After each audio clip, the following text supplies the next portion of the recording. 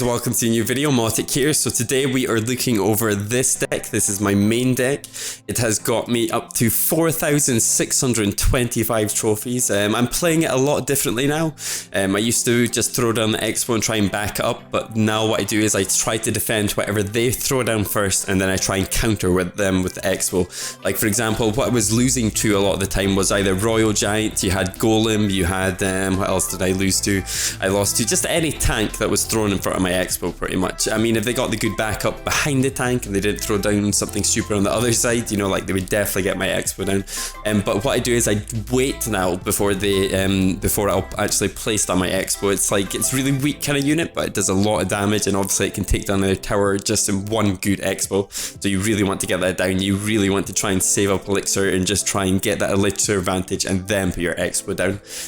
But guys, yeah, I got to, like I say, 4,625 trophies. It wasn't too hard. I won pretty much every single game to get up to this. I came against some level 12s, some really high level cards, like max level cards, and I still managed to beat them with this deck.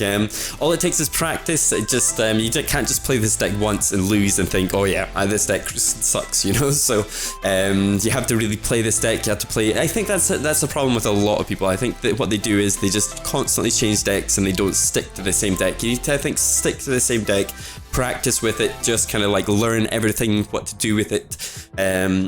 You can't just go play a deck and then just think you know how to play it, you know. It's like every card you could place like maybe a square differently. A square difference makes a huge difference from like your Mega Minion dying. I mean, obviously even if they had a Mega Minion coming towards you and that you had your Mega Minion down just beside theirs, there's obviously going to take your Mega Minion out. So like obviously you have to think to kind of place it just a bit further back, you know, like just little things like that. It just make a massive difference in the game, and it will make a massive difference for you pushing up pushing to towers and pushing up trophies as well. But guys, what I'm going to do is I'm going to get into a game right now with this deck. I think I'll show you against the level 12 first of all, because this guy had crazy units. He had almost max on all of his epics, all of his units, but I still managed to beat him. I think he was just throwing down things because he thought he could beat me, but yeah guys, we'll get into that game first and I'll show you how this deck plays out.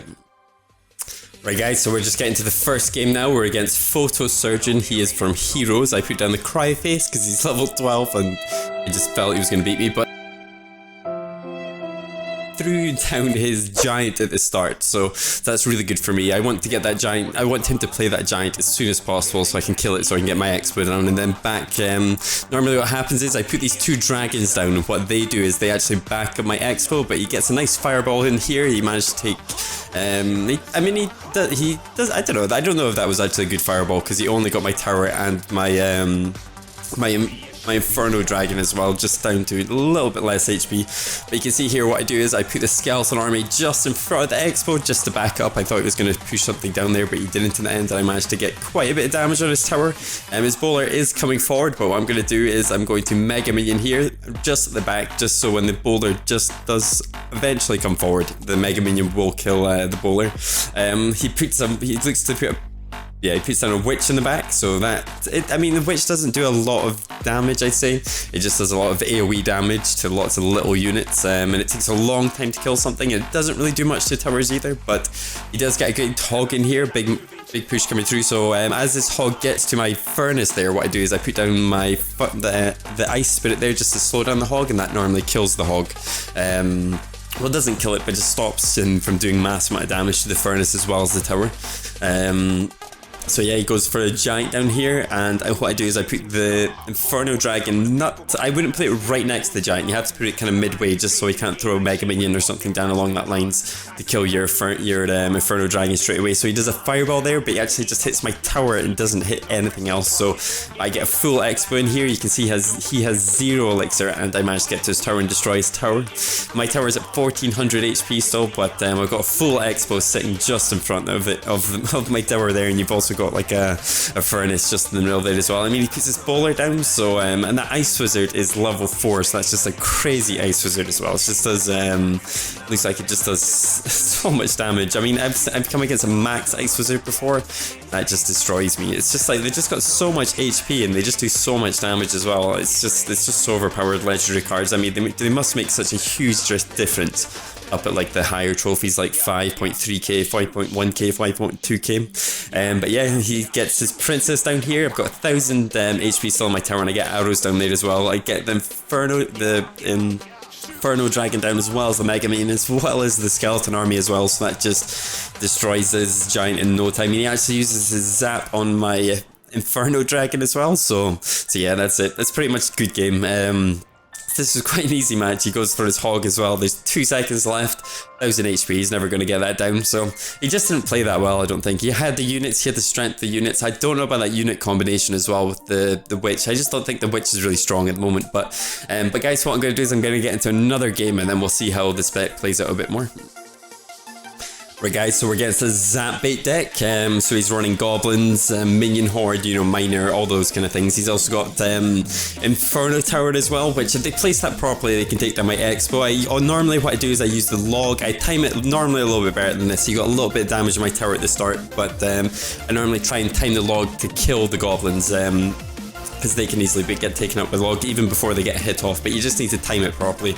I mean, you have to kind of know where the goblin barrel's going as well. If it's veering to an odd direction to what it normally would, if it's normally hitting the tower, you know it's going to be in the back, so you just really got to watch out for that. So sometimes you can't play the log too early, just in case you mess up.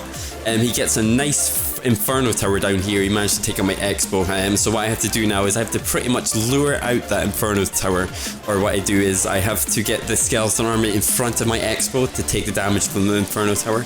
I know he's a Zap Bait deck, so he can't really do massive pushes on me. He wants to do chipping damage all the time, or just try and get that good minion horde and miner off all at the same time.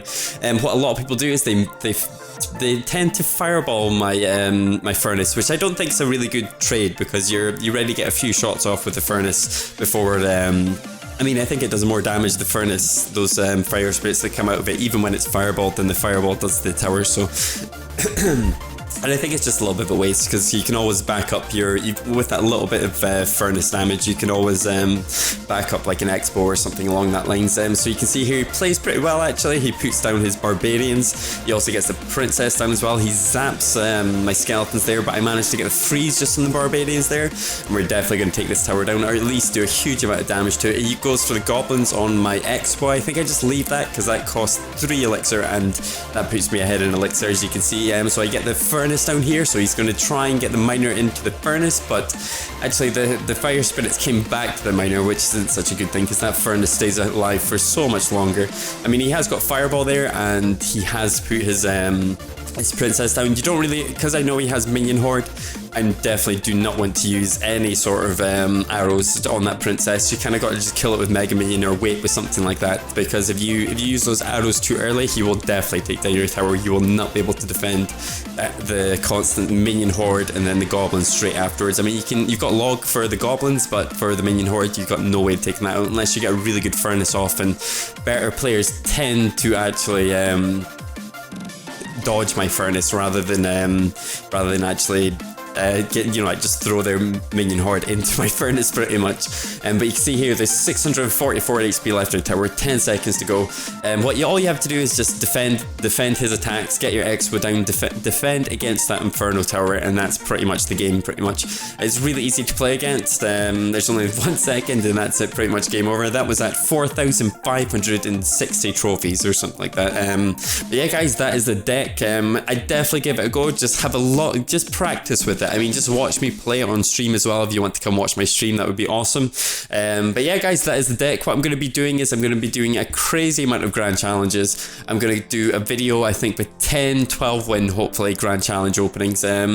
I've got so many gems right now. It's just like my cards are gonna go up in no time once I've spent these gems. But yeah, guys, hopefully you enjoyed the video. Hopefully you do well with this deck. Just like I say, just practice with it.